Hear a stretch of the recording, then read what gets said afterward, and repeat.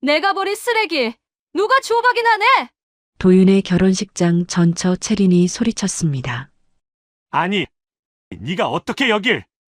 도윤은 갑작스런 상황에 당황했습니다.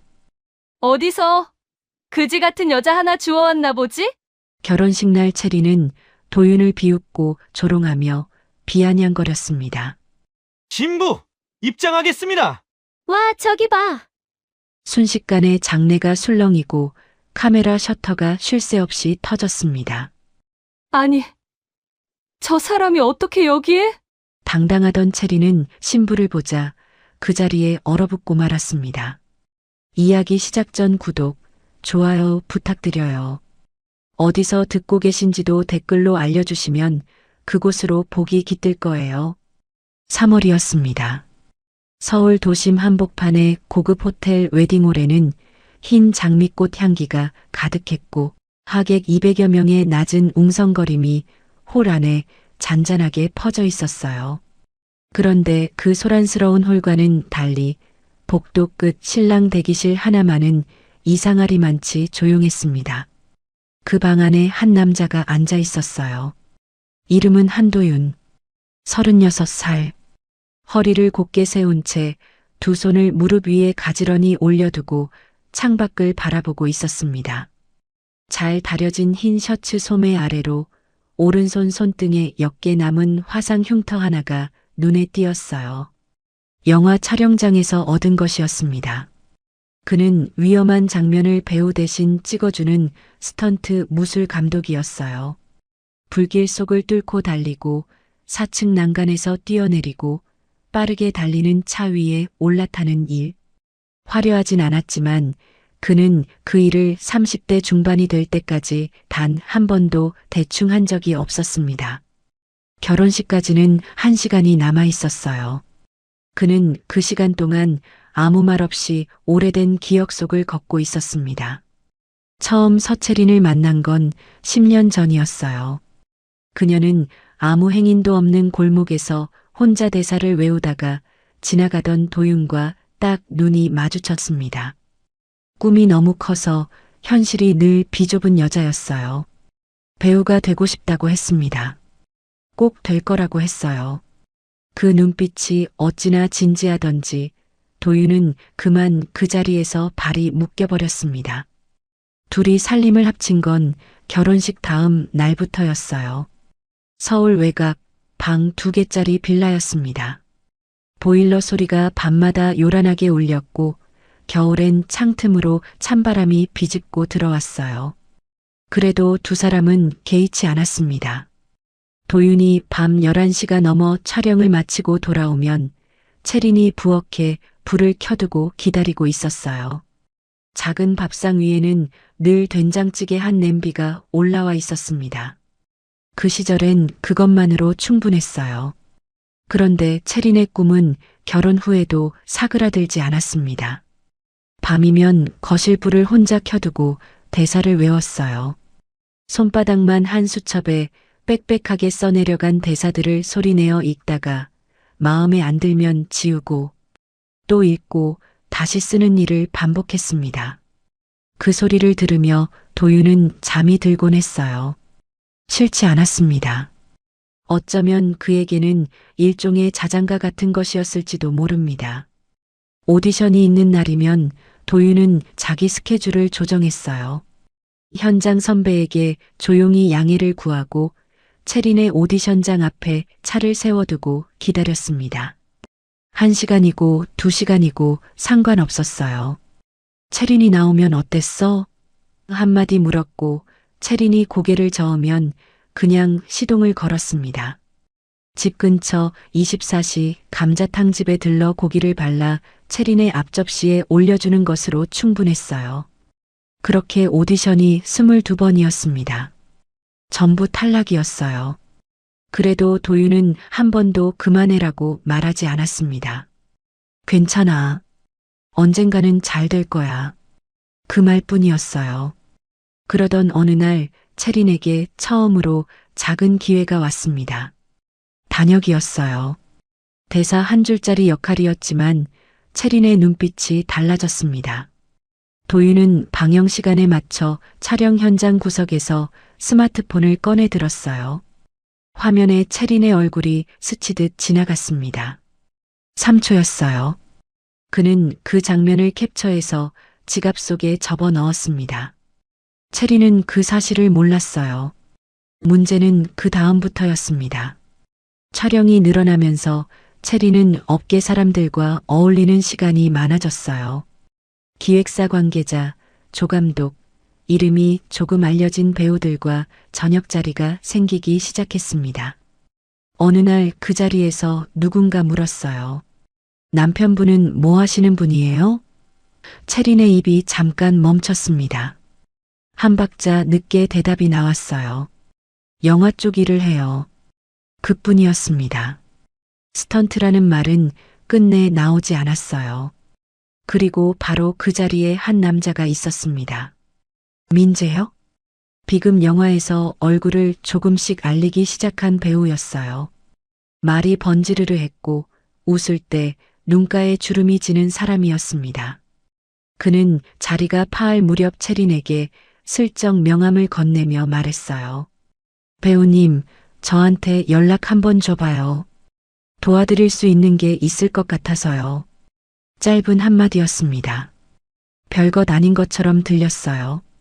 그런데 채린은 그날 밤 도윤이 잠든 뒤 이불 속에서 스마트폰 화면을 켰습니다. 민재역의 SNS였어요. 화려한 시사회 사진, 유명인들과 찍은 사진, 인터뷰 기사들. 스크롤을 내리는 채린의 손가락이 멈추질 않았습니다. 방 안은 조용했어요. 도윤의 고른 숨소리만 낮게 깔려 있었습니다. 그게 시작이었어요. 민재역과의 연락은 처음엔 아주 천천히 시작됐어요. 문자 한 통이었습니다. 지난번에 말씀드린 오디션 정보인데요. 참고하세요. 짧고 가벼웠어요. 채린은 도윤 몰래 답장을 보냈습니다. 고맙다고 한 줄이었어요. 그게 다였습니다. 그런데 그 다음날 또 문자가 왔어요. 그 다음 날도 또 그 다음 날도 조금씩 이어졌습니다. 재혁이 처음 제안한 건 업계 사람들과의 저녁 자리였어요. 좋은 분들 있는데 얼굴만 비춰도 돼요. 채린은 도윤에게 친구 모임이라고 했습니다. 도윤은 그래, 다녀와 한마디 하고 다시 대본을 펼쳤어요. 의심하는 기색이 없었습니다. 그게 오히려 채린을 편하게 만들었어요. 그리고 그 편함이 나중엔 독이 됐습니다. 강남의 작은 이탈리안 레스토랑이었어요. 도윤과는 한 번도 가본 적 없는 종류의 식당이었습니다. 테이블마다 촛불이 켜져 있었고 와인잔이 부딪히는 소리가 낮게 깔렸어요. 재혁은 채린을 자리에 앉히고 자연스럽게 사람들에게 소개했습니다. 제가 눈여겨보는 배우예요. 그 한마디에 채린의 귀가 살짝 붉어졌어요. 집으로 돌아오는 길 채린의 발걸음이 전보다 조금 가벼웠습니다. 그날 이후로 재혁과 만나는 횟수가 늘어났어요. 오디션 정보를 핑계로, 촬영장 견학을 핑계로 그렇게 두 사람의 만남은 자연스럽게 잦아졌습니다. 재혁은 채린을 볼 때마다 그녀의 눈을 똑바로 보며 말했어요. 채린 씨는 정말 될 사람이에요. 눈빛이 달라. 그 말이 채린의 귀에서 오래 맴돌았습니다. 22번의 오디션에서 한 번도 듣지 못했던 말이었어요. 그러던 어느 저녁이었습니다. 재혁이 잔을 내려놓으며 목소리를 낮췄어요. 근데 채린 씨, 솔직히 말해도 돼요? 남편분 직업이 좀 걸려요. 이 바닥은 이미지가 전부거든요. 스턴트맨이랑 결혼했다는 게 알려지면 아무리 연기를 잘해도 캐스팅 테이블에서 먼저 걸러져요. 채린이 아무 말도 하지 않았습니다. 잔을 들었다가 다시 내려놓았어요. 손끝이 차가웠습니다. 당신이랑 있으면 넌 절대 못 떠. 그 사람이 짐이야, 채린 씨한테는. 그 말이 박혔습니다. 깊이. 집에 돌아온 채린은 도윤이 차려놓은 저녁밥을 마주하고 식탁 앞에 앉았어요. 두부조림에 계란국이었습니다. 도윤이 손수 만든 것이었어요. 그는 오늘 힘들었어? 하며 채린의 앞에 수저를 놓아줬습니다. 채린은 응 한마디 하고 고개를 숙였어요. 밥을 먹는 내내 아무 말이 없었습니다. 그날 밤 도윤이 잠든 뒤 채린은 오래도록 천장을 바라봤어요. 방 안은 고요했습니다.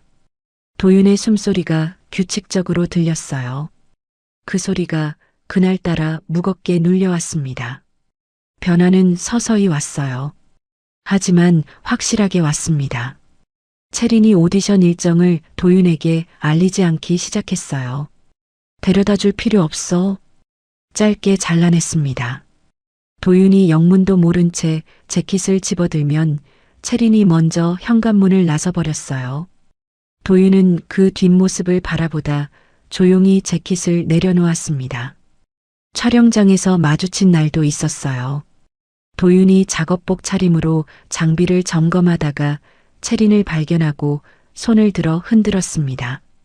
채린은 보지 못한 척 고개를 돌렸어요. 옆에 재혁이 있었습니다. 도윤의 손이 천천히 내려왔어요. 그 무렵 도윤이 촬영 중 다쳤습니다. 3층 높이에서 와이어가 끊겨 허리를 크게 다쳤어요. 응급처치를 받고 저녁 무렵 집으로 돌아왔는데 채린은 없었습니다. 식탁 위에 문자 한 줄이 적힌 메모지만 남겨져 있었어요. 늦어. 먼저 자. 도윤은 그 메모를 한참 내려다보다가 냉장고를 열었습니다. 반찬통 하나를 꺼내 혼자 밥을 먹었어요. 씹는 소리만 방 안에 울렸습니다. 며칠 뒤였어요. 도윤이 채린의 핸드폰에서 사진 하나를 우연히 봤습니다. 재혁과 함께 찍힌 사진이었어요. 식당이었는데 두 사람이 나란히 앉아 웃고 있었습니다. 도윤은 아무 말도 하지 않았어요. 핸드폰을 내려놓고 다시 설거지를 시작했습니다. 수돗물 소리가 세게 쏟아졌어요. 그날 밤 도윤이 먼저 말을 꺼냈습니다. 채린아, 나 뭔가 잘못한 거 있으면 말해줘. 뭐든지. 채린이 드라이어를 끄고 거울 앞에서 멈췄어요. 도윤의 눈이 거울 속에 비쳤습니다. 채린은 잠시 그 눈을 바라보다가 다시 드라이어를 켰어요. 아무 대답도 하지 않았습니다. 그리고 사흘 뒤였어요. 도윤이 촬영을 마치고 집에 돌아왔을 때 채린이 식탁 앞에 앉아 있었습니다. 가방이 현관 옆에 놓여 있었어요. 큰 가방이었습니다. 식탁 위에는 서류 한 장이 놓여 있었어요. 이혼 서류였습니다. 도윤이 서류를 내려다봤어요. 그리고 채린을 바라봤습니다. 채린은 창밖을 보고 있었어요. 눈이 마주치지 않았습니다. 당신이랑 있으면 난 평생 아무것도 못 돼. 그게 전부였어요. 도윤은 아무 말도 하지 않았습니다. 서류를 들고 방으로 들어갔어요. 오래 앉아 있었습니다. 얼마나 지났을까요? 그는 천천히 도장을 집어들었어요. 손이 잠깐 멈췄습니다.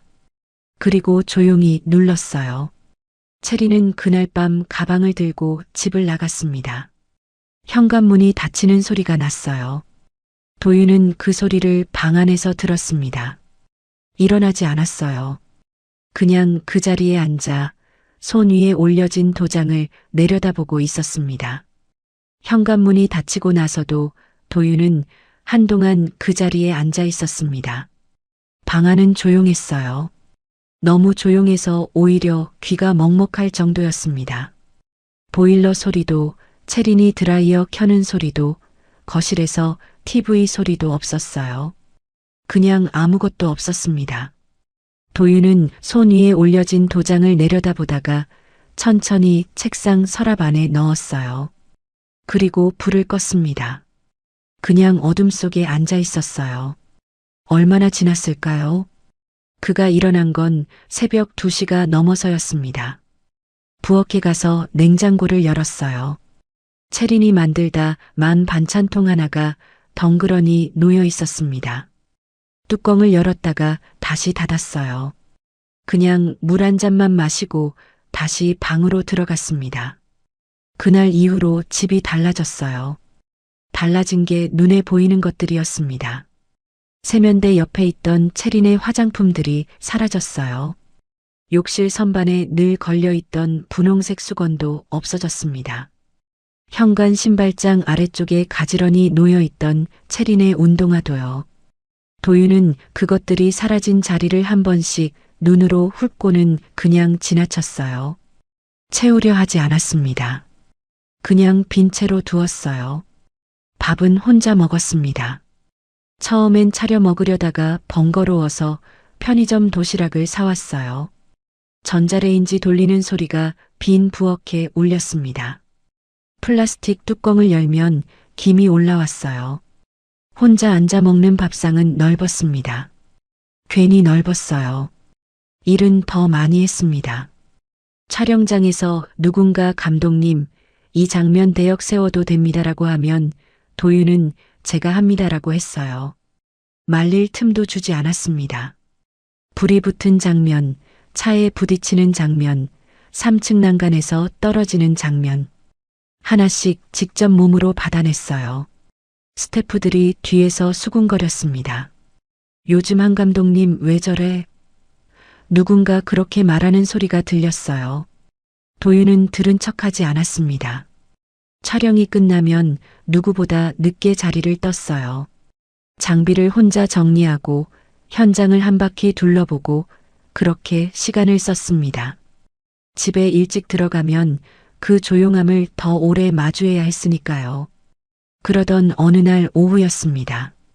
현관 비밀번호를 누르고 들어섰더니 부엌에서 냄새가 났어요. 된장찌개였습니다.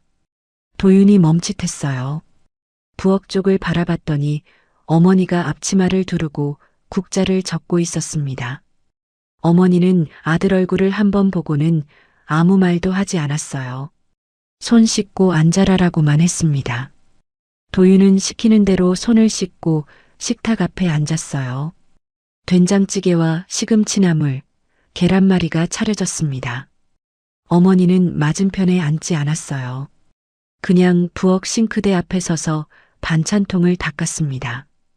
밥을 먹는 내내 두 사람은 아무 말이 없었어요. 식사가 끝날 무렵 어머니가 말했습니다. 냉장고에 반찬 넣어뒀다. 그게 전부였어요. 코트를 집어들고 현관으로 나가면서 한 번도 뒤를 돌아보지 않았습니다.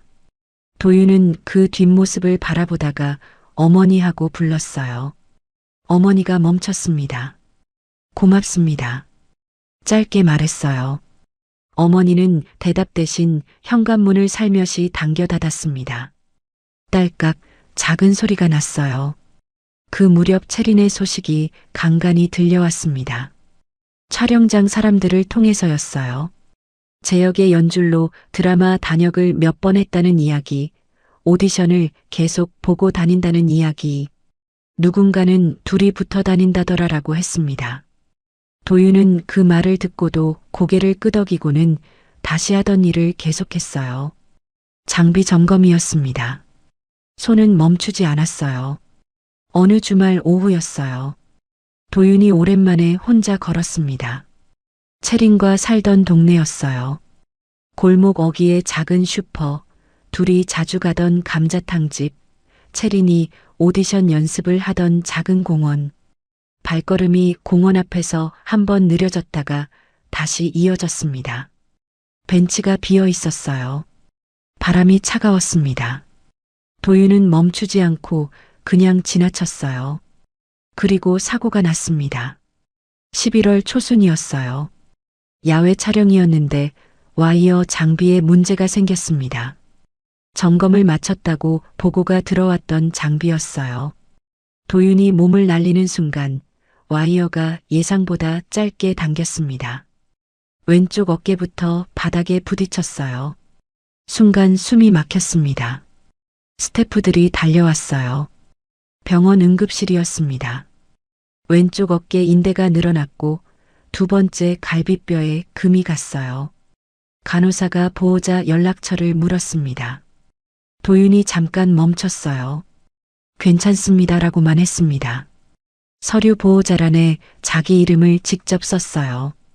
펜을 쥔 손이 붕대 때문에 뻣뻣했습니다. 이틀 뒤 퇴원해서 집으로 돌아왔어요. 어깨에 붕대를 감고 현관문을 열었습니다. 불이 꺼진 집이었어요. 스위치를 올리자 형광등이 깜빡이다 켜졌습니다. 도윤은 소파에 앉았어요. 왼쪽 어깨가 욱신거렸습니다. 창밖으로 맞은편 아파트 불빛들이 보였어요. 저 집에는 누가 살까? 저 집 식탁엔 지금 누가 앉아 있을까? 도윤은 한동안 그 불빛들을 바라봤습니다. 일어나서 냉장고를 열었어요. 어머니가 넣어둔 반찬통이 3개 있었습니다. 뚜껑을 열었더니 찜닭이었어요. 데우지도 않고 그냥 숟가락을 집어들었습니다. 차가운 채로 혼자 먹었어요.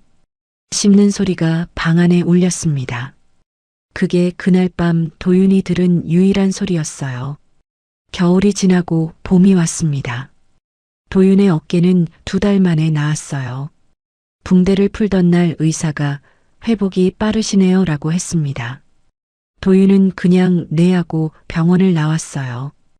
회복이 빠른 게 좋은 건지 나쁜 건지 그때는 잘 몰랐습니다.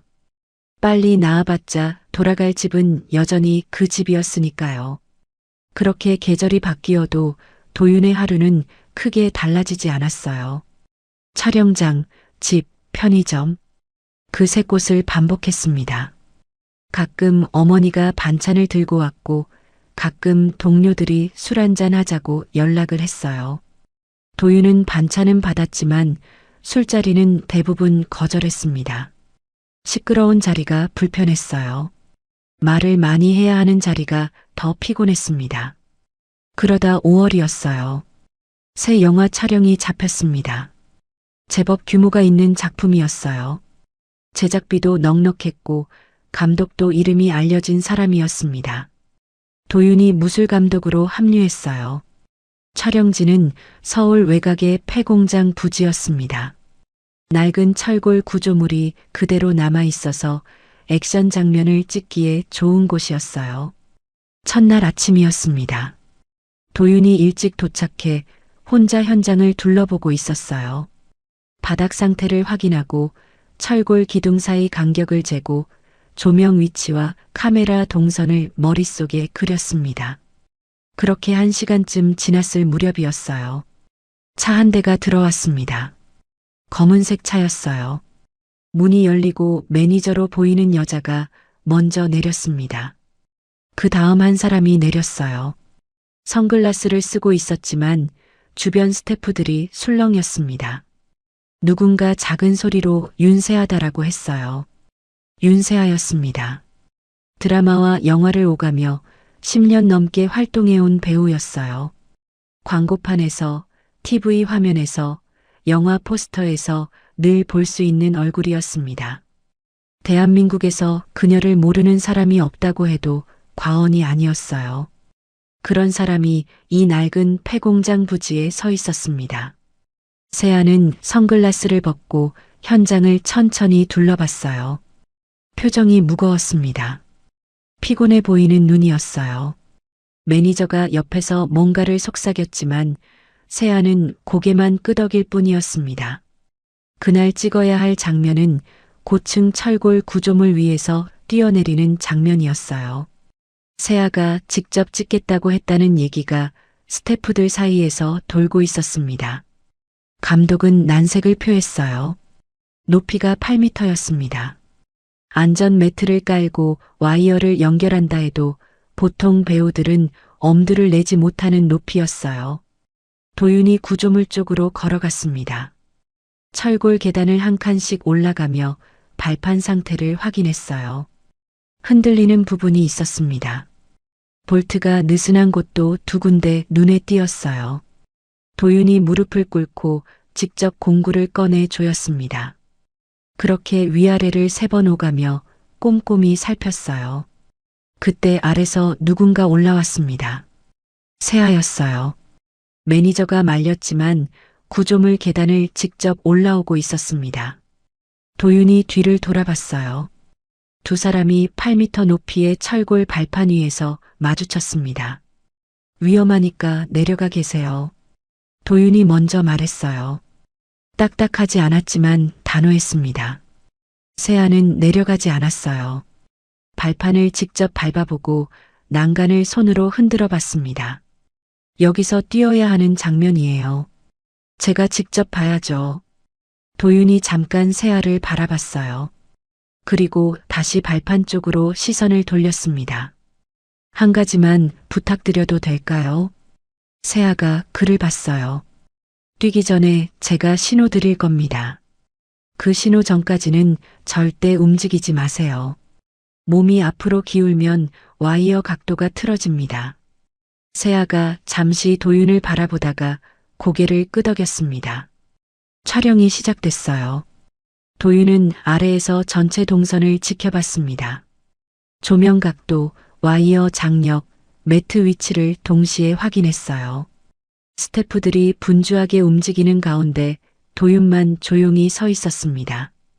눈이 구조물 위의 세아에게서 떠나지 않았어요. 세아가 발판 끝에 섰습니다. 8m 아래가 보이는 자리였어요. 바람이 불었습니다. 세아의 머리카락이 흩날렸어요. 발끝이 발판 모서리에 걸쳤습니다. 도윤이 손을 들었어요. 준비. 세아의 어깨가 한번 오르내렸습니다. 지금. 세아가 뛰었어요. 와이어가 팽팽하게 당겨지는 소리가 났습니다. 몸이 포물선을 그리며 아래로 내려왔어요. 매트 위에 두 발이 정확하게 닿았습니다. 스태프들이 박수를 쳤어요. 도윤이 세아에게 걸어갔습니다. 괜찮으세요? 세아가 숨을 고르고 있었어요. 가슴이 빠르게 오르내렸습니다. 도윤은 옆에 있던 스태프한테서 생수 한 병을 받아 세아에게 건넸어요. 말없이 건넨 것이었습니다. 세아가 물을 받아들고 도윤을 바라봤어요. 손이 떨리는 거 어떻게 아셨어요? 도윤이 잠깐 멈췄습니다. 발판 위에서 난간 잡는 방식이 달라졌어요. 처음이랑. 세아가 자기 손을 내려다봤어요. 생수병을 쥔 손이 아직 미세하게 떨리고 있었습니다. 그녀가 피식 웃었어요. 작게, 혼자 웃는 웃음이었습니다. 감독님은 이 일이 무섭지 않으세요? 도윤이 구조물 쪽을 바라봤어요. 잠깐 생각하는 것 같았습니다. 무섭죠. 근데 무서운 걸 알아야 다른 사람을 지킬 수 있어요. 세아가 그 말을 듣고 아무 말도 하지 않았습니다. 생수병을 손 안에서 한번 꽉 쥐었다가 놓았어요. 그날 저녁 촬영이 마무리되고 스태프들이 하나둘 빠져나갔습니다. 도윤이 혼자 장비를 정리하고 있었어요. 그때 핸드폰 진동이 울렸습니다. 모르는 번호였어요. 문자였습니다. 오늘 고마웠어요. 윤세아입니다. 도윤이 화면을 잠깐 바라봤어요. 그리고 핸드폰을 주머니에 넣고 다시 장비 가방 지퍼를 잠갔습니다. 폐공장 부지 위로 어둠이 내려앉고 있었어요. 저 멀리 서울 불빛이 낮게 깔려 있었습니다. 바람이 불었어요. 도윤은 잠깐 그 불빛 쪽을 바라봤습니다. 오래 바라봤어요. 다음 날 아침이었습니다. 도윤이 촬영장에 도착했을 때 세아는 이미 와 있었어요. 매니저도 없이 혼자 접이식 의자에 앉아 대본을 보고 있었습니다. 도윤이 장비 가방을 내려놓으며 가볍게 목례를 했어요. 세아가 먼저 말을 건넸습니다. 어제 문자 확인하셨어요? 네. 답장이 없으셔서요. 도윤이 가방 지퍼를 열며 말했어요. 뭐라고 드려야 할지 몰랐습니다. 세아가 잠깐 도윤을 바라봤습니다. 그리고 피식 웃었어요. 뭔가 마음에 드는 대답이었는지 더 묻지 않았습니다. 그날 이후로 세아는 촬영장에서 도윤을 자주 찾았어요. 장면 동선을 확인할 때도, 장비 점검이 끝난 뒤 잠깐 쉬는 시간에도 자연스럽게 도윤 곁에 자리를 잡았습니다. 처음엔 스태프들이 힐끔힐끔 쳐다봤어요. 윤세아가 무술 감독 옆에 앉아 있다는 게 낯선 풍경이었으니까요. 하지만 도윤은 그런 시선에 아랑곳하지 않았습니다. 세아가 질문을 하면 대답했고 말이 없으면 그냥 같이 조용히 있었어요. 어느 날 점심시간이었습니다. 세아가 도시락 2개를 들고 왔어요. 매니저가 사다 준 것이었는데 하나를 도윤 앞에 내밀었습니다. 같이 드세요. 도윤이 손을 저었어요. 괜찮습니다. 저는 따로 챙겼어요. 어디요? 도윤이 멈칫했습니다. 사실 아무것도 챙기지 않았어요. 세아가 그걸 알았는지 도시락을 그냥 도윤 무릎 위에 올려놓았습니다. 드세요. 저 많이 못 먹어요. 도윤이 잠깐 도시락을 내려다봤어요. 그리고 뚜껑을 열었습니다. 두 사람은 나란히 앉아 아무 말 없이 밥을 먹었어요. 폐공장 부지 위로 5월 햇살이 따뜻하게 내려앉고 있었습니다. 그 무렵부터 세아가 도윤에게 개인적인 이야기를 조금씩 꺼내기 시작했어요. 감독님은 이 일을 얼마나 하셨어요? 12년 됐습니다. 힘들지 않으세요? 몸으로 하는 일인데. 도윤이 잠깐 생각하다가 말했어요. 힘든 건 몸보다 다른 데서 오더라고요. 세아가 더 묻지 않았습니다. 그냥 고개를 끄덕였어요. 그 대답 안에 뭔가 더 있다는 걸 눈치챈 것 같았지만 억지로 파고들지 않았습니다. 도윤은 그게 마음에 들었어요. 세아에 대한 이야기는 촬영장 동료들에게서 조금씩 들었습니다. 데뷔한 지 12년 된 배우인데 사생활이 거의 알려지지 않았다는 것, 열애설이 한 번도 난 적이 없다는 것, 소속사 외에는 딱히 가까운 사람이 없다는 것. 도윤은 그런 이야기들을 흘려듣다가 어느 순간 귀를 기울이고 있는 자신을 발견했어요. 스스로도 몰랐습니다. 촬영이 3주째 접어든 어느 저녁이었어요. 촬영이 일찍 끝났습니다. 스태프들이 철수하고 세아의 매니저도 차를 가지러 자리를 비웠어요. 두 사람만 빈 세트 옆 컨테이너 박스 앞에 서 있었습니다. 세아가 하늘을 올려다봤어요. 붉게 물든 저녁 하늘이었습니다. 감독님, 저 오늘 집에 가기 싫어요. 도윤이 세아를 봤습니다. 집이 너무 조용해서요. 들어가면 아무도 없거든요. 그 말이 도윤의 어딘가에 닿았어요. 조용히 닿았습니다. 저도 그렇습니다. 세아가 도윤을 봤어요. 도윤은 하늘을 보고 있었습니다. 두 사람이 잠시 같은 방향을 바라봤어요. 말이 없었습니다. 그래도 이상하지 않았어요. 그날 이후 세아가 먼저 연락을 해왔습니다.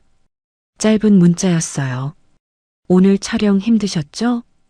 또는 저녁 드셨어요? 같은 것들이었습니다. 도윤은 처음엔 짧게 답했어요. 네, 먹었습니다. 그런데 어느 날부터 답장이 조금씩 길어지기 시작했습니다. 자신도 모르게 그렇게 됐어요. 촬영이 끝나고 나서 세아가 직접 만나자고 한 건 6월 초였습니다. 장소는 서울 외곽의 작은 한식집이었어요. 세아가 고른 곳이었는데 유명한 식당이 아니었습니다. 오래된 나무 간판에 손때 묻은 메뉴판이 걸린 소박한 곳이었어요. 도윤이 들어서자 세아가 구석 자리에 먼저 앉아 있었습니다. 모자를 눌러 쓰고 있었어요. 선글라스도 없이. 유명한 분이 이런 데를 오셔도 됩니까? 도윤이 자리에 앉으며 물었어요. 세아가 메뉴판을 펼치며 말했습니다. 여기 된장찌개가 맛있어요. 제가 가끔 혼자 오는 데예요. 두 사람은 된장찌개에 제육볶음을 시켰어요. 밥을 먹으면서 처음으로 긴 이야기를 나눴습니다. 세아가 먼저 자신의 이야기를 꺼냈어요. 데뷔 초에 얼마나 외로웠는지, 유명해질수록 진짜 자기 사람이 없어지는 게 느껴졌다는 것, 화려해 보이는 삶 뒤에 늘 텅 빈 집이 기다리고 있었다는 것들을요. 담담하게 말했어요. 하소연이 아니라 그냥 사실을 말하듯이 했습니다. 도윤이 들었어요. 중간에 끊지 않고 끝까지 들었습니다. 세아가 말을 마치고 도윤을 바라봤어요. 감독님도 뭔가 있으시죠? 촬영장에서 처음 봤을 때부터 느꼈어요. 뭔가 오래 혼자 버텨온 사람 같았어요. 도윤이 숟가락을 내려놓았습니다. 그리고 처음으로 차린 이야기를 꺼냈어요. 길지 않았습니다. 결혼했던 것, 이혼한 것, 그 뒤로 혼자였다는 것. 담담하게 말했어요. 그런데 마지막 부분에서 잠깐 말이 끊겼습니다. 도윤이 시선을 식탁 위로 내렸어요. 세아는 아무 말도 하지 않았습니다. 그냥 조용히 앉아 있었어요. 그 조용함이 도윤을 편하게 했습니다. 그날 식사를 마치고 나오는 길이었어요. 골목 어귀에서 세아가 멈췄습니다. 그리고 도윤을 돌아봤어요. 감독님, 저 솔직하게 말해도 될까요? 도윤이 멈췄습니다. 저 감독님이 좋아요. 처음 만났을 때부터요. 도윤이 아무 말도 하지 않았어요. 세아가 계속 말했습니다. 부담 갖지 않으셔도 돼요. 그냥 알아줬으면 해서요. 바람이 불었습니다. 세아의 모자 챙이 살짝 들렸어요. 도윤이 세아를 바라봤습니다. 오래 바라봤어요. 그러다 천천히 입을 열었습니다. 저 같은 사람한테 관심 가지면 배우님한테 안 좋습니다. 세아가 웃었어요. 억지로 웃는 게 아니었습니다. 그거 저한테 결정하게 해주세요. 도윤이 시선을 내렸어요. 골목바닥에 두 사람 그림자가 나란히 길게 뻗어 있었습니다. 도윤은 잠깐 그 그림자를 내려다보다가 천천히 고개를 들었어요. 그리고 작게 처음으로 웃었습니다. 2달이 지났어요. 두 사람은 조용히 만났습니다. 세상이 아는 만남이 아니었어요. 이른 아침 한강변을 걷거나 늦은 저녁 그 한식집에서 밥을 먹거나 세아가 촬영을 마친 뒤 도윤의 차 조수석에 앉아 그냥 드라이브를 하거나 특별한 것이 없었어요. 그런데 두 사람 다 그게 좋았습니다. 어느 일요일 오후였어요. 세아가 도윤의 집 앞에 서 있었습니다. 장을 봐왔다며 비닐봉지를 2개 들고 있었어요. 도윤이 현관문을 열었습니다. 왜요? 밥 해드리려고요. 배우님이요? 저 요리 못한다는 말은 없었잖아요. 세아가 부엌에서 계란 프라이를 만들었어요. 3번 뒤집다가 노른자가 터졌습니다. 당황한 표정으로 도윤을 돌아봤어요. 도윤이 소파에서 그 모습을 보다가 피식 웃었습니다. 혼자 사는 집에서 처음으로 나온 웃음이었어요. 그 주 금요일이었습니다. 도윤이 세아에게 전화를 걸었어요. 저도 솔직하게 말해도 됩니까? 세아가 기다렸습니다. 세아 씨 인생에 짐이 될까봐 두려웠습니다. 지금도 그 마음은 있어요. 근데 그거 말고는 다 좋습니다. 전화기 너머에서 세아가 잠깐 조용했어요. 그 짐 제가 고른 거예요. 9월 초였습니다. 두 사람은 구청에 함께 갔어요. 혼인신고서를 작성하고 창구에 제출했습니다. 직원이 서류를 확인하고 도장을 찍었어요. 그게 전부였습니다. 큰 예식도 많은 사람도 없었어요. 구청을 나와서 두 사람은 길 건너 분식집으로 들어갔습니다. 떡볶이를 시켰어요. 세아가 떡볶이 1개를 젓가락으로 집어 도윤이 앞에 내밀었습니다. 도윤이 받아 먹었어요. 아무 말이 없었습니다. 그냥 그렇게 두 사람의 결혼이 시작됐어요. 혼인신고를 마친 뒤에도 두 사람의 일상은 크게 달라지지 않았습니다. 세아는 여전히 촬영이 있는 날이면 새벽에 나갔고 도윤은 현장에서 하루를 보내고 저녁 늦게 들어왔어요. 다른 점이 있다면 도윤의 집 냉장고가 조금씩 채워지기 시작했다는 것이었습니다. 세아가 장을 받아 넣어둔 것들이었어요. 두부, 계란, 시금치, 그리고 도윤이 좋아하는 된장. 도윤은 냉장고를 열 때마다 그것들을 한 번씩 눈으로 확인했습니다. 별것 아닌 것 같아도 그게 좋았어요. 소속사에는 결혼 사실을 먼저 알렸습니다. 세아가 대표를 직접 만났어요.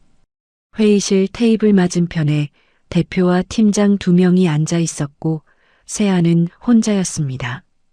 결혼했습니다라고 말하는 세아의 목소리는 흔들리지 않았어요. 대표의 얼굴이 굳었습니다. 상대가 누구냐고 물었어요. 세아가 이름을 말했습니다. 한도윤. 대표가 잠깐 멈췄어요. 배우도 아니고 재벌도 아니고 이름이 알려진 사람도 아니었으니까요. 스턴트 감독이요? 네. 팀장이 옆에서 뭔가 말하려다 세아의 눈빛을 보고 입을 닫았어요. 세아는 대표를 똑바로 보고 있었습니다. 대표가 한숨을 한번 내쉬고는 말했어요. 공개는 언제 할 생각이에요? 결혼식 날 자연스럽게 알려질 겁니다. 더 이상 반대하는 말은 나오지 않았어요. 회의실을 나서는 세아의 걸음이 가벼웠습니다. 결혼식 준비는 조용하게 진행됐어요. 세아가 원한 건 크고 화려한 예식이 아니었습니다. 하지만 도윤의 어머니를 생각하면 너무 소박하게 할 수도 없었어요. 결국 서울 도심 호텔 웨딩홀로 정했습니다. 하객은 양쪽 합쳐 200명 안팎이었어요. 세아 측 하객 중에는 함께 일해온 감독들, 제작사 대표들, 방송국 PD들이 여러 포함돼 있었습니다. 자연스럽게 기자들도 초대 명단에 들어갔어요. 세아가 직접 챙긴 부분이었습니다. 이유는 나중에 알게 됩니다. 날짜는 11월 둘째 주 토요일로 잡았어요. 그런데 결혼식 열흘 전이었습니다. 도윤의 촬영 현장 동료 중 한 명이 지인들에게 청첩장을 돌렸어요. 종이 청첩장이었습니다. 신랑 이름은 한도윤. 날짜와 장소가 적혀 있었어요. 강남 L호텔 11월 둘째 주 토요일 오후 2시. 신부 이름은 적혀 있지 않았습니다. 세아의 요청이었어요. 결혼식 당일 직접 알려지길 원했던 것이었습니다. 그 청첩장이 돌고 도는 데는 오래 걸리지 않았어요. 촬영 현장에서, 업계 지인들 사이에서, 아는 사람이 아는 사람에게로 소문이 번졌습니다. 한도윤이 결혼한대. 그 말이 여기저기서 오갔어요. 신부가 누구인지는 아무도 몰랐습니다. 그래서 더 궁금증이 커졌어요. 그 소문이 채린의 귀에까지 닿은 건 결혼식 닷새 전이었습니다. 채린은 강남의 작은 카페 구석자리에 앉아 있었어요. 예전에 함께 오디션을 다니던 후배 배우와 마주 앉아 있었습니다. 아메리카노를 홀짝이던 후배가 별뜻 없이 말을 꺼냈어요. 언니, 한도윤 씨 결혼한다는 거 알아요? 채린의 손이 멈췄습니다. 커피잔이 테이블 위에 내려앉았어요. 누가요? 한도윤 씨요. 언니 전 남편 아니에요? 이번 주 토요일에 결혼식 한다고 청첩장이 돌던데. 채린이 아무 말도 하지 않았어요. 후배가 계속 말했습니다. 근데 신부가 누군지는 아무도 모른대요. 청첩장에 이름이 없었나 봐요. 업계에서 다들 궁금해하더라고요. 창밖으로 11월 햇살이 차갑게 들어오고 있었어요. 채린이 커피잔을 다시 집어들었습니다. 한 모금 마셨어요. 쓴맛이 올라왔지만 표정은 바뀌지 않았습니다. 그래요. 그게 전부였어요. 후배가 다른 이야기로 넘어갔고 채린은 듣는 척하며 고개를 끄덕였습니다. 하지만 머릿속에서는 그 말이 빠져나가지 않았어요. 한도윤, 결혼, 이번 주 토요일. 카페를 나오면서 채린은 핸드폰을 꺼냈어요. 재혁에게 전화를 걸었습니다. 신호가 3번 갔어요. 재혁이 받았습니다. 오빠 나야. 지금 어디야? 집. 왜? 도윤이 결혼한대. 이번 주 토요일. 잠깐 침묵이 흘렀어요. 그래서 채린이 걸음을 멈췄습니다. 골목 어귀였어요. 바람이 불었습니다. 신부가 누군지 아무도 모른대. 청첩장에도 이름이 없었다고. 재혁이 낮게 웃었어요. 그게 뭐 어쨌다고. 가보자. 채린이 말했어요. 짧고 단호했습니다. 내가 버린 남자가 누구랑 결혼하는지 두 눈으로 보고 싶어? 전화기 너머에서 재혁이 잠깐 조용했습니다. 어디서 해? 강남 에로텔. 오후 2시. 재혁이 낮게 웃었어요. 그러지 뭐. 얼굴이나 비추러 가자. 전화가 끊겼습니다. 채린이 핸드폰을 가방에 넣었어요. 골목 끝에서 바람이 한 번 더 불었습니다. 채린이 머리카락을 귀 뒤로 넘기며 다시 걸었어요. 발걸음이 가볍지 않았지만 그렇다고 무겁지도 않았습니다. 뭔가 결심한 사람의 걸음이었어요. 그날 저녁이었습니다. 채린이 집에 돌아와 옷장 앞에 섰어요. 문을 열고 옷들을 하나씩 훑어봤습니다. 손이 빨간 원피스 앞에서 멈췄어요. 재혁이 잘 어울린다고 했던 옷이었습니다. 채린이 꺼내서 몸에 대봤어요. 거울을 봤습니다. 오래 봤어요. 한편같은 시각, 도윤의 집에서는 세아가 하객 명단을 확인하고 있었습니다. 도윤이 옆에서 차를 2잔 타왔어요. 세아가 명단에서 눈을 들어 도윤을 봤습니다. 긴장돼요? 도윤이 잔을 내려놓으며 말했어요. 결혼식이 긴장된다기보다는. 그럼요. 도윤이 창밖을 잠깐 바라봤습니다. 잘 살아야겠다는 생각이 드는데 그게 잘할 수 있을지. 세아가 도윤의 손 위에 자기 손을 올렸어요. 가만히요. 도윤이 그 손을 내려다봤습니다. 그리고 손을 뒤집어 세아의 손을 꼭 쥐었어요. 창밖에 11월 바람이 불고 있었습니다. 결혼식까지 닷새가 남아 있었어요. 11월 둘째 주 토요일 아침이었습니다. 서울 도심 에로텔 앞에는 이른 시간부터 사람들이 모여들었어요. 웨딩홀이 있는 2층으로 올라가는 엘리베이터 앞에 하객들이 줄을 섰습니다. 정장 차림의 남자들, 드레스를 입은 여자들, 꽃다발을 든 사람들. 호텔 로비에 향수 냄새와 꽃 향기가 뒤섞였어요. 11월 찬 공기가 자동문이 열릴 때마다 안으로 한 줄기씩 밀려 들어왔습니다. 신랑 대기실은 웨딩홀 복도 끝에 있었어요. 도윤이 그 안에 혼자 앉아 있었습니다. 흰 셔츠에 짙은 감색 수트를 입고 있었어요. 넥타이를 거울 앞에서 고쳐 매다가 손을 멈췄습니다. 거울 속 자신을 바라봤어요. 36살. 이혼하고 혼자 보낸 시간들, 빈 냉장고, 병원 서류에 혼자 서명하던 손. 그 모든 것들이 지금 이 자리까지 데려다 놓은 것이었습니다. 도윤이 천천히 넥타이 매듭을 다시 조였어요. 문 밖에서 어머니 목소리가 들렸습니다. 도윤아, 들어가도 되냐? 네, 들어오세요. 어머니가 문을 열고 들어왔어요. 옥색 저고리에 짙은 남색 치마. 한복이었습니다. 어머니가 아들 앞에 서더니 넥타이를 한 번 손으로 매만졌어요. 말이 없었습니다. 눈가가 붉어졌지만 손수건으로 입을 가리고 고개를 돌렸어요. 도윤이 어머니하고 불렀습니다. 울면 안 된다. 오늘은. 그 말을 끝으로 어머니가 먼저 대기실을 나갔어요. 도윤이 그 뒷모습을 바라보다가 다시 거울을 향해 섰습니다. 웨딩홀 안은 이미 하객들로 가득 차 있었어요. 앞줄에는 세아와 오랫동안 함께 작업해온 영화 감독들과 소속사 대표가 앉아 있었습니다.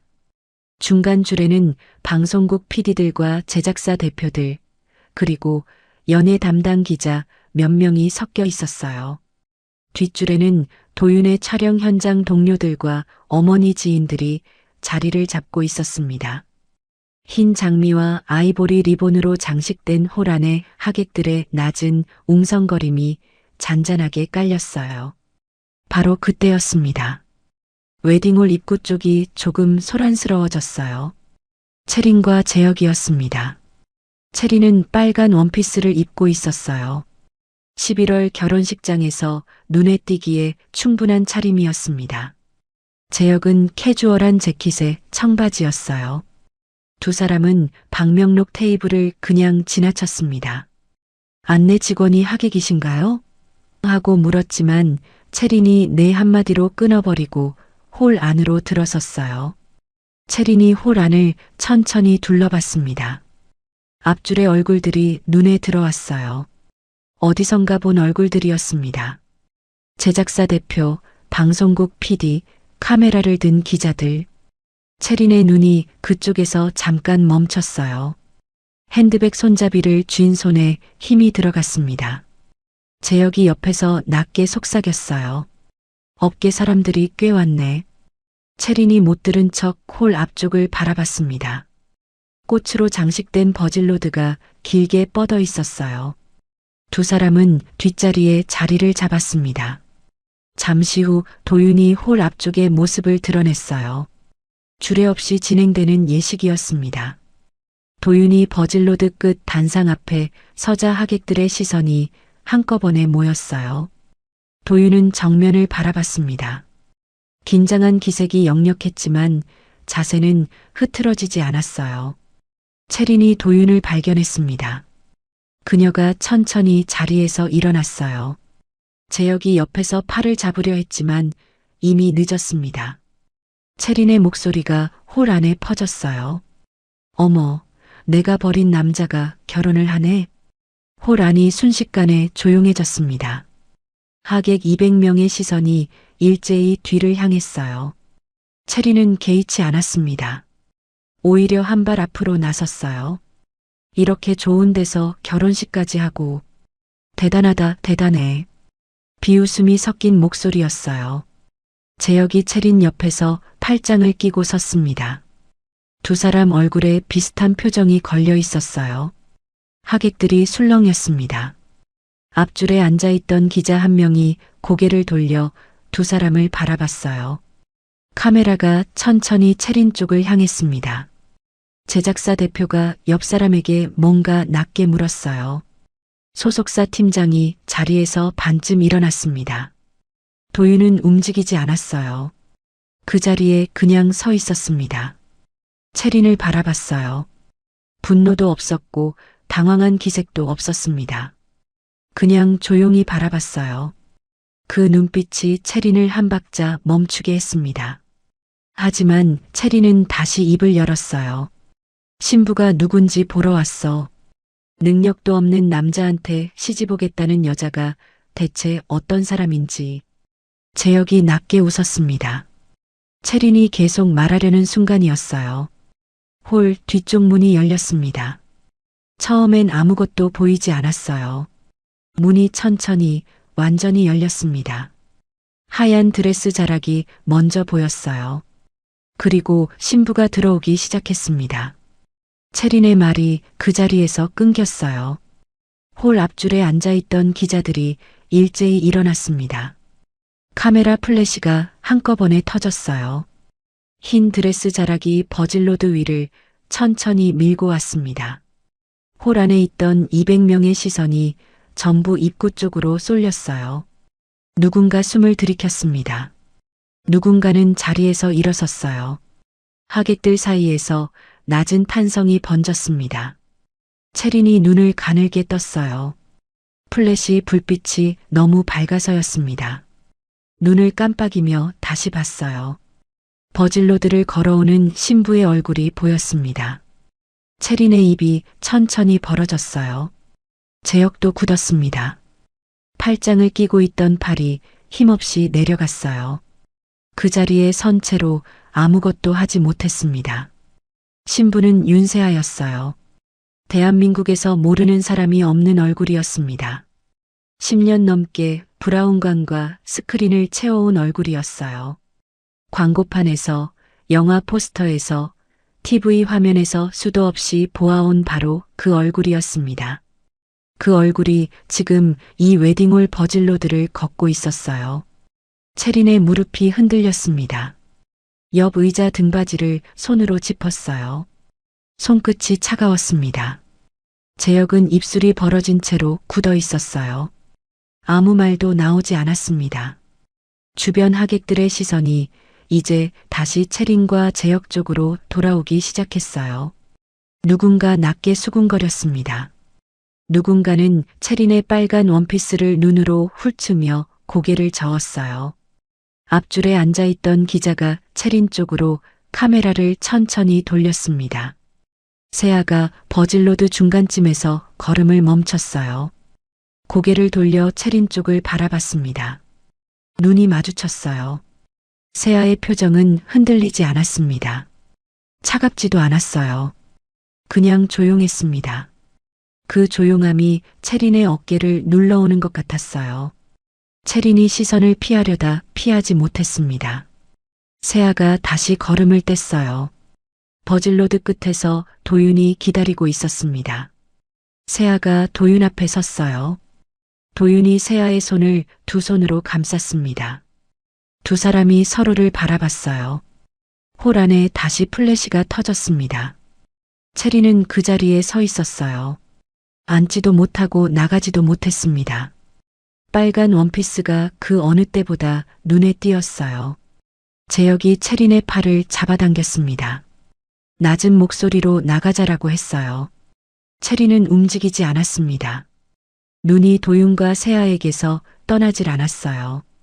홀 안하객들의 시선이 이제 완전히 두 사람에게로 향해 있었습니다. 아무도 소리를 내지 않았어요. 그 침묵이 채린의 귀를 먹먹하게 눌렀습니다. 채린의 손끝이 더 차가워졌어요. 홀 안이 조용했습니다. 아무도 말을 하지 않았어요. 200명이 넘는 하객들이 숨을 죽인 채 버질로드 끝을 바라보고 있었습니다. 카메라 플래시만 간간히 터졌어요. 그 불빛이 흰 드레스 위에서 번질 때마다 홀 안이 잠깐씩 환해졌다가 다시 가라앉았습니다. 세아가 걷고 있었어요. 천천히 흔들림 없이 걸었습니다. 드레스 자락이 버질로드 위를 쓸었어요. 부케를 쥔 두 손이 배꼽 아래 가지런히 모여 있었습니다. 표정은 고요했어요. 화려한 자리에 익숙한 사람의 걸음이었지만 오늘은 그것과는 다른 무게가 실려 있었습니다. 더 단단하고 더 느린 걸음이었어요. 채린은 그 자리에 선 채로 굳어 있었습니다. 빨간 원피스가 홀 안에서 혼자 튀었어요. 주변 하객들의 시선이 세아에게서 채린에게로 다시 세아에게로 오갔습니다. 채린의 입술이 미세하게 떨렸어요. 아까 그 큰 목소리는 어디로 간 것인지 지금은 아무것도 나오지 않았습니다. 재혁이 채린 옆에서 반 발짝 뒤로 물러섰어요. 아주 조금이었습니다. 본인도 의식하지 못한 움직임이었을 거예요. 하지만 채린은 그 반 발짝을 느꼈습니다. 옆구리로 느꼈어요. 핸드백을 쥔 손에 힘이 더 들어갔습니다. 세아가 버질로드 중간을 지나쳤어요. 그때였습니다. 세아의 시선이 채린 쪽으로 한번 향했어요. 잠깐이었습니다. 눈이 마주쳤어요. 세아는 멈추지 않았습니다. 걸음도 흐트러지지 않았어요. 그냥 바라봤습니다. 그 눈빛 안에 분노도 없었고 비웃음도 없었어요. 그냥 조용히 확인하는 눈이었습니다. 그게 오히려 더 무거웠어요. 채린이 시선을 내렸습니다. 세아가 버질로드 끝에 다가왔어요. 도윤이 한 발 앞으로 나섰습니다. 두 사람이 마주 섰어요. 도윤의 두 손이 세아의 손을 감쌌습니다. 세아가 도윤을 바라봤어요. 도윤도 세아를 바라봤습니다. 홀 안에 다시 플래시가 터졌어요. 하객들 사이에서 낮은 탄성이 번졌습니다. 앞줄에 앉아있던 기자 한 명이 자리에서 완전히 일어섰어요. 카메라를 들어 올렸습니다. 옆에 앉아있던 기자도 따라 일어났어요. 두 사람, 세 사람 순식간에 앞줄이 들썩였습니다. 제작사 대표가 소속사 팀장 쪽으로 고개를 기울이며 낮게 말했어요. 신부가 윤세아 씨였어? 팀장이 조용히 고개를 끄덕였습니다. 발표를 안 한 거예요? 오늘 이 자리에서 알려지길 원하셨어요. 제작사 대표가 고개를 끄덕이며 다시 단상을 바라봤습니다. 표정이 복잡했어요. 예식이 시작됐습니다. 사회자가 마이크를 잡았어요. 그런데 세아가 먼저 손을 들었습니다. 사회자가 멈췄어요. 세아가 마이크를 건네받았습니다. 홀 안이 다시 조용해졌어요. 세아가 하객들을 한번 둘러봤습니다. 천천히요. 그리고 말했어요. 오늘 이 자리에 와주신 모든 분들께 감사드립니다. 오시지 않아도 됐을 분들까지 와주셨네요. 목소리는 차분했어요. 높지도 낮지도 않았습니다. 하지만 그 말이 향하는 방향이 어딘지 홀 안에 있는 사람들은 다 알았어요. 시선이 일제히 뒤쪽으로 향했습니다. 채린 쪽이었어요. 채린의 얼굴이 달아올랐습니다. 귀 끝까지 붉어졌어요. 재혁이 옆에서 채린의 팔을 다시 잡아당겼습니다. 이번엔 더 강하게 당겼어요. 나가자. 지금. 채린이 움직이지 않았습니다. 세아가 다시 말을 이었어요. 저는 오늘 이 사람과 결혼합니다. 한도윤 씨입니다. 세아가 도윤을 바라봤어요. 도윤도 세아를 봤습니다. 이 사람이 어떤 사람인지 한 가지만 말씀드리겠습니다. 저는 이 사람 옆에 있을 때 처음으로 아무것도 설명하지 않아도 됐습니다. 유명해서도 아니고 돈이 많아서도 아니고 그냥 이 사람이어서요. 홀 안이 조용했어요. 누군가 코를 훌쩍이는 소리가 들렸습니다. 도윤의 어머니가 앉아있던 자리에서 손수건이 눈가로 올라갔어요. 세아가 마이크를 내렸습니다. 그리고 채린 쪽을 다시 한번 바라봤어요. 이번엔 더 똑바로요. 도윤 씨를 그렇게 버리셨다면서요. 홀 안이 서늘해졌습니다. 하객들이 숨을 참았어요. 덕분에 제가 이 사람 곁에 있게 됐습니다. 그게 전부였어요. 더 이상 아무 말도 하지 않았습니다. 세아가 다시 도윤을 바라봤어요. 도윤의 입꼬리가 살짝 올라갔습니다. 세아도 웃었어요. 둘만 아는 웃음이었습니다. 앞줄에서 박수가 시작됐어요. 처음엔 조심스럽게, 그 다음엔 홀 전체로 번졌습니다. 기자들의 플래시가 다시 한꺼번에 터졌어요. 홀 안이 환해졌다가 가라앉기를 반복했습니다. 채린이 그 자리에 서 있었어요. 박수 소리가 귀를 채웠습니다. 사방에서 들려왔어요. 그 소리가 머리 안에서 울리는 것 같았습니다. 채린이 입술을 깨물었어요. 뭔가 말하려다 멈췄습니다. 뭔가 하려다 멈췄어요. 재혁이 채린의 팔을 세 번째로 잡아당겼습니다. 이번엔 채린이 움직였어요. 발이 겨우 떨어졌습니다. 한 발, 두 발 뒤쪽으로 걸었어요. 빨간 원피스 자락이 흔들렸습니다. 하객들의 시선이 따라왔어요. 아무도 소리내어 뭐라 하지 않았습니다. 그 침묵이 말보다 더 크게 채린을 눌렀어요. 출입구 앞에서 채린이 멈췄습니다. 뒤를 한번 돌아봤어요. 단상 위에서 도윤과 세아가 나란히 서 있었습니다. 사진사가 두 사람 앞에서 카메라를 들고 있었어요. 도윤이 세아의 손을 잡고 있었습니다. 세아가 그 손을 꼭 쥐었어요. 채린이 시선을 거뒀습니다. 그리고 홀 문을 나갔어요. 재혁이 뒤따랐습니다. 문이 닫혔어요. 복도에 두 사람만 남았습니다. 카페 뒤에 채린의 구두 굽소리만 울렸어요. 재혁은 아무 말도 하지 않았습니다. 채린도 마찬가지였어요. 엘리베이터 앞에서 채린이 버튼을 눌렀습니다. 문이 열렸어요. 두 사람이 들어갔습니다. 문이 닫혔어요. 거울이 붙어 있는 엘리베이터 안에서 채린이 자신의 얼굴을 마주쳤습니다. 빨간 원피스, 달아오른 뺨. 아까와 똑같은 차림이었어요. 그런데 아까와는 완전히 달랐습니다. 층수 표시가 내려갔어요. 1층이 됐습니다. 문이 열렸어요. 로비 찬 공기가 얼굴을 스쳤습니다. 채린이 걸었어요. 자동문이 열리고 11월 바람이 정면으로 들이쳤습니다. 채린이 걸음을 멈췄어요. 뒤에서 웨딩홀 박수 소리가 아직도 희미하게 들려왔습니다. 건물 안에서 새어나오는 소리였어요. 채린이 그 소리를 들으며 그 자리에 잠깐 서 있었습니다. 재혁이 옆에서 말했어요. 가자. 채린이 걸었습니다. 아무 말이 없었어요.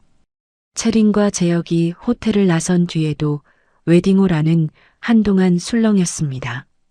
하객들이 자리에 앉아 서로 낮게 이야기를 나눴어요. 기자들은 방금 찍은 사진들을 카메라 화면으로 확인하며 손가락을 바쁘게 움직였습니다. 제작사 대표와 방송국 PD들이 삼삼오오 모여 고개를 맞댔어요. 웨딩홀 안의 공기가 예식 전과는 완전히 달라져 있었습니다. 단상 위에서 도윤과 세아는 여전히 나란히 서 있었어요. 사회자가 예식을 이어가려 했습니다. 그런데 세아가 다시 한번 마이크를 건네받았어요. 사회자가 멈췄습니다. 홀 안이 다시 조용해졌어요. 세아가 천천히 입을 열었습니다. 잠깐 드릴 말씀이 있습니다. 목소리가 낮고 차분했어요. 홀 안 200명이 일제히 세아를 바라봤습니다. 오늘 이 자리에는 저와 오래 함께 일해오신 분들이 많이 와주셨습니다. 감독님들, 제작사 대표님들, 방송국 PD님들, 그분들께 드리고 싶은 이야기가 하나 있어요. 세아가 잠깐 멈췄습니다. 홀 안이 더 조용해졌어요. 민재혁 씨 아시죠? 그 이름이 나오는 순간 앞줄에 앉아있던 제작사 대표 한 명의 어깨가 미세하게 굳었습니다. 옆에 앉아있던 PD가 무릎 위에 올려놓은 손을 살짝 쥐었어요. 3년 전이었어요. 제가 한 드라마 캐스팅 과정에서 이상한 이야기를 들었습니다. 특정 배우를 끼워 넣으려면 따로 비용이 필요하다는 말이었어요. 그 배우가 민재혁 씨였습니다. 홀 안에 낮은 술렁임이 번졌어요. 그때는 그냥 넘어갔습니다. 증거가 없었으니까요. 그런데 그게 한 번이 아니었어요. 세아가 부케를 들고 있던 손을 내렸습니다. 도윤이 그 옆에서 조용히 서 있었어요. 움직이지 않았습니다. 2번, 3번. 다른 작품에서도 같은 방식이 반복됐습니다. 제작비 일부가 민재혁 씨 소속사 계좌로 흘러들어갔다는 이야기, 캐스팅 대가로 현금이 오갔다는 이야기. 저는 그걸 3년 동안 모아왔어요. 앞줄의 분위기가 달라졌습니다. 제작사 대표 한 명이 PD에게 낮게 뭔가를 물었어요. PD가 고개를 저었습니다. 기자 2명이 동시에 수첩을 꺼냈어요. 오늘 이 자리에는 관련된 분들이 계십니다. 그분들도 이미 알고 계신 이야기예요. 그 말에 홀 안의 시선들이 앞줄을 향했습니다. 누군가의 얼굴이 창백해졌어요. 누군가는 고개를 숙였습니다. 세아가 잠깐 도윤을 바라봤어요. 도윤이 고개를 끄덕였습니다. 작게요. 민재혁 씨 옆에 있던 여자분도 보셨을 겁니다. 서채린 씨라고 제 남편의 전처예요. 홀 안이 다시 서늘해졌어요. 채린 씨가 도윤 씨에게 이혼을 요구할 때 민재혁 씨가 한 말이 있습니다. 스턴트맨 남편은 이미지에 안 좋다고, 그 사람이 짐이라고.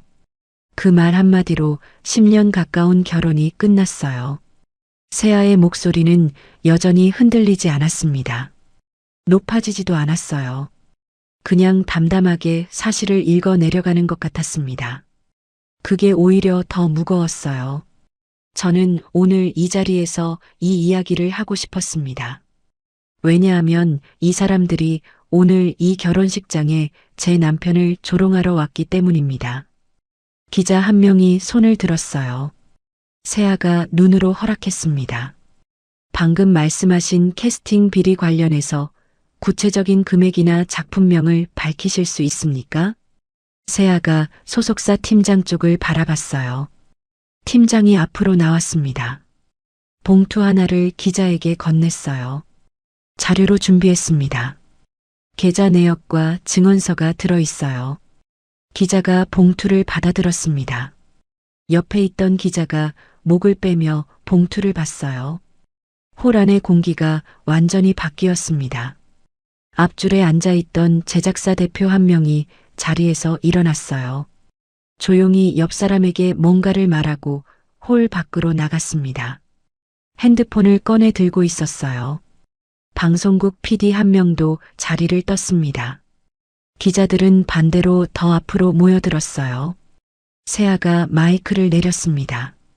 그리고 도윤에게 몸을 돌렸어요. 도윤이 세아를 바라봤습니다. 세아가 낮게 말했어요. 다 끝났어요. 도윤이 아무 말도 하지 않았습니다. 세아의 손을 잡았어요. 꼭 쥐었습니다.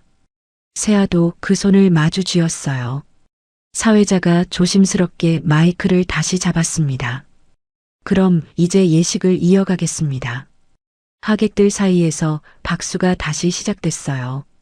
처음엔 조심스럽게, 그 다음엔 홀 전체로 번졌습니다. 도윤의 어머니가 앉아있는 자리에서 손수건이 다시 눈가로 올라갔어요. 이번엔 참지 않았습니다. 눈가가 뜨겁게 달아오른 채로 그냥 두었어요. 예식이 끝난 건 오후 4시가 조금 넘어서였습니다. 도윤과 세아가 홀을 나설 때 기자들이 몰려들었어요. 세아가 짧게 몇 마디 했습니다. 도윤은 그 옆에서 조용히 서 있었어요. 카메라가 두 사람에게 쏠렸습니다. 플래시가 터졌어요. 그날 저녁부터 기사가 쏟아지기 시작했습니다.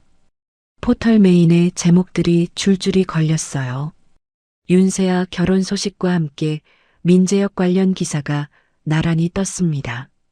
캐스팅 비리, 금품 수수, 3년간의 자료. 기사마다 구체적인 금액과 작품명이 적혀 있었어요. 댓글이 순식간에 수천 개가 달렸습니다. 민재혁의 핸드폰이 울리기 시작했어요. 소속사였습니다. 전화를 받자마자 소속사 대표의 목소리가 차갑게 들어왔어요. 지금 기사 봤어요? 재혁이 대답하지 못했습니다. 손에 들고 있던 핸드폰 화면에 기사 제목이 가득했어요. 스크롤을 내릴수록 새로운 제목이 계속 떴습니다. 내일 아침까지 입장 정리하세요. 안 되면 계약 얘기 다시 해야 합니다. 전화가 끊겼어요. 재혁이 소파에 앉았습니다. 핸드폰을 테이블 위에 내려놓았어요. 화면이 계속 켜졌다 꺼졌습니다. 문자가 왔어요. 출연 예정이던 드라마 제작사였습니다. 내용은 짧았어요. 캐스팅 재검토 연락드립니다. 체리는 방 안에서 그 문자를 재혁 어깨 너머로 봤습니다. 아무 말도 하지 않았어요. 창밖에 서울 밤하늘이 어둡게 깔려 있었습니다. 11월 바람이 창문을 흔들었어요. 체린이 창가에서 돌아섰습니다. 침대 위에 오늘 입고 갔던 빨간 원피스가 구겨진 채 놓여 있었어요. 체린이 그것을 집어들었다가 다시 내려놓았습니다. 그리고 불을 껐어요. 방 안이 어두워졌습니다. 그날 밤이 지나고 아침이 왔습니다. 재혁의 핸드폰은 새벽 내내 울렸어요. 소속사, 제작사, 방송국. 번호마다 용건은 달랐지만 내용은 하나였습니다. 재검토, 보류, 재논의. 그 말들이 돌아가며 들어왔어요. 재혁은 처음 몇 통은 받았습니다. 중간부터는 받지 않았어요. 화면이 켜졌다 꺼지기를 반복하는 동안 재혁은 소파에 앉아 천장을 바라봤습니다. 체리는 그 옆에 없었어요. 새벽 3시쯤 짐을 챙겨 나간 것이었습니다. 큰 가방 하나였어요. 재혁은 말리지 않았습니다. 체린도 아무 말 하지 않았어요. 현관문이 닫히는 소리가 나고 나서 재혁은 한동안 그 자리에 그대로 앉아 있었습니다. 결혼식 다음 날 아침 도윤과 세아는 나란히 식탁에 앉아 있었어요. 세아가 계란 프라이 2개를 접시에 담아왔습니다. 노른자가 하나는 터져 있었어요. 세아가 그걸 도윤 앞에 내밀었습니다. 도윤이 터진 쪽을 자기 앞으로 당겼어요. 세아가 그 모습을 보며 웃었습니다. 둘 다 아무 말이 없었어요.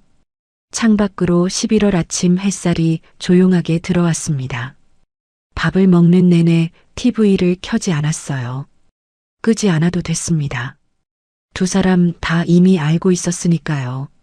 어젯밤부터 기사가 쏟아지고 있다는 것을, 민재역의 이름이 포털 메인을 오르내리고 있다는 것을.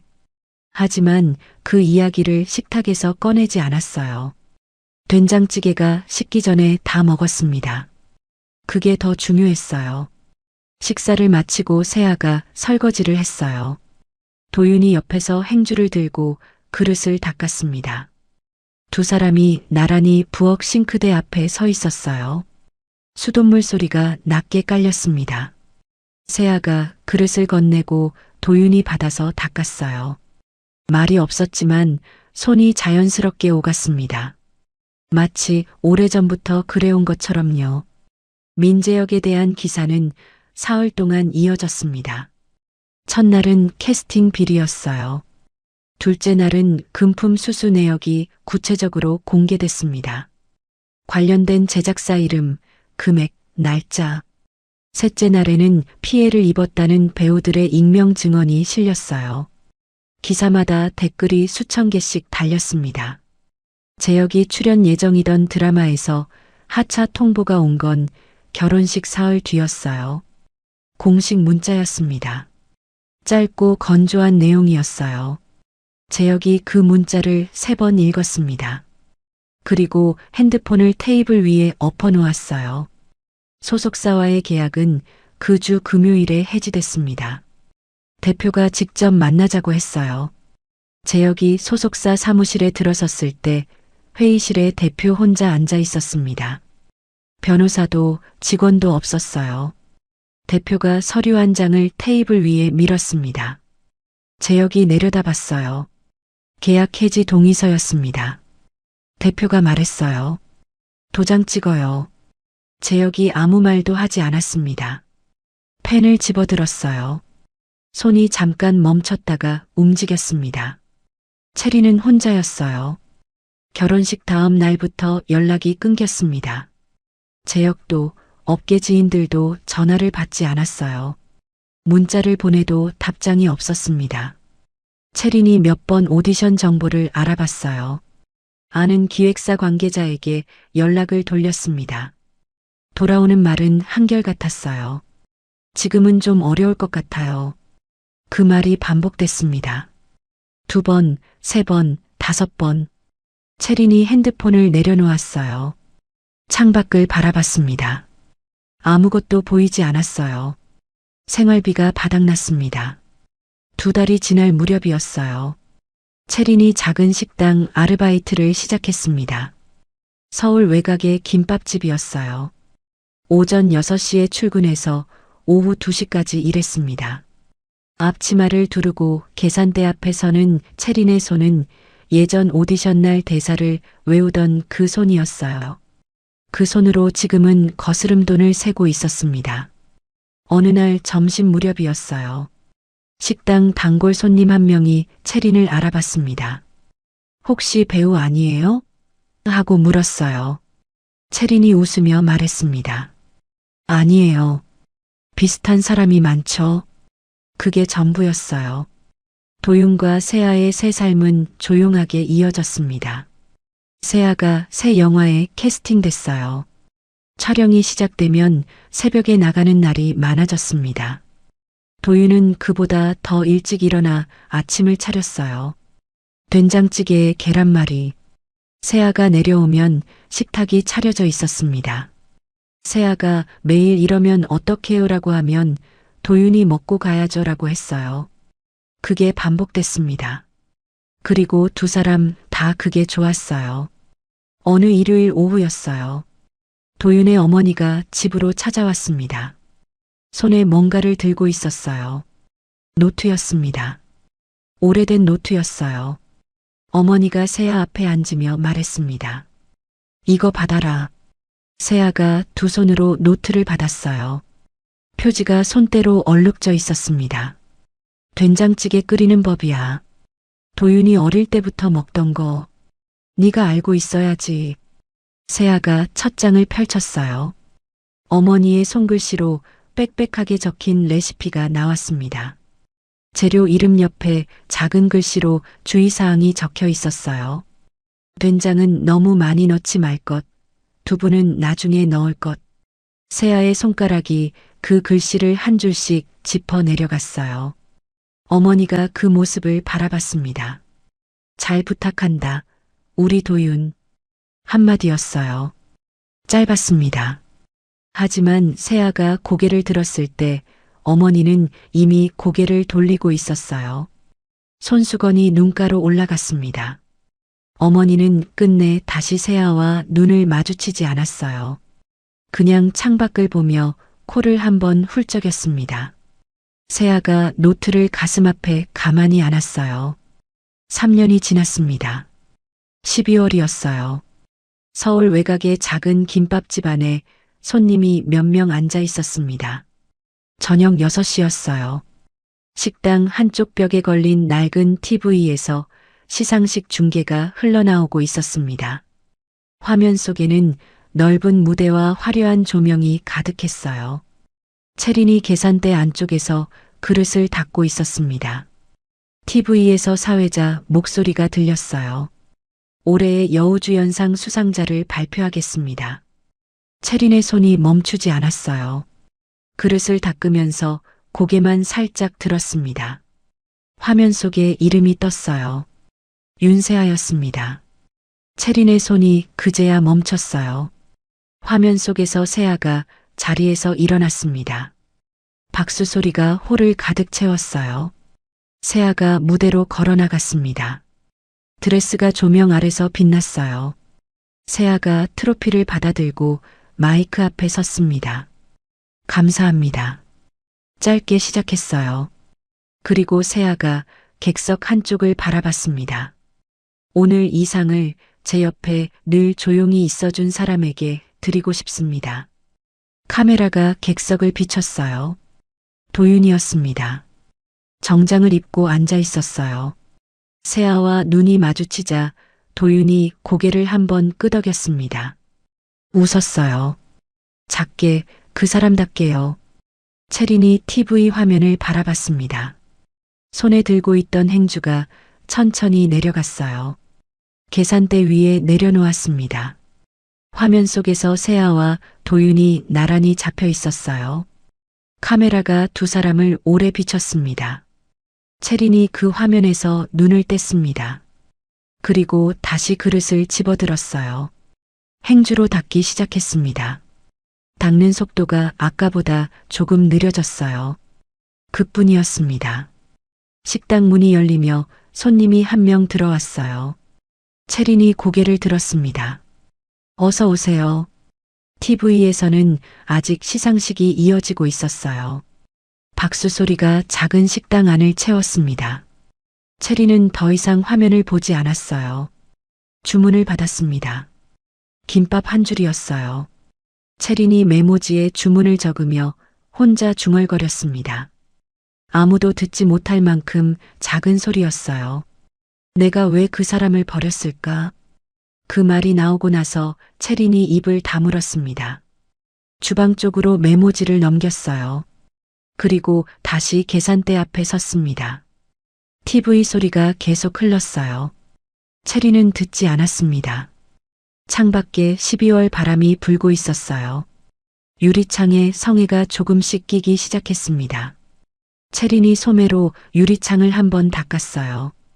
그 너머로 어두운 골목이 보였습니다. 지나가는 사람도 없었어요.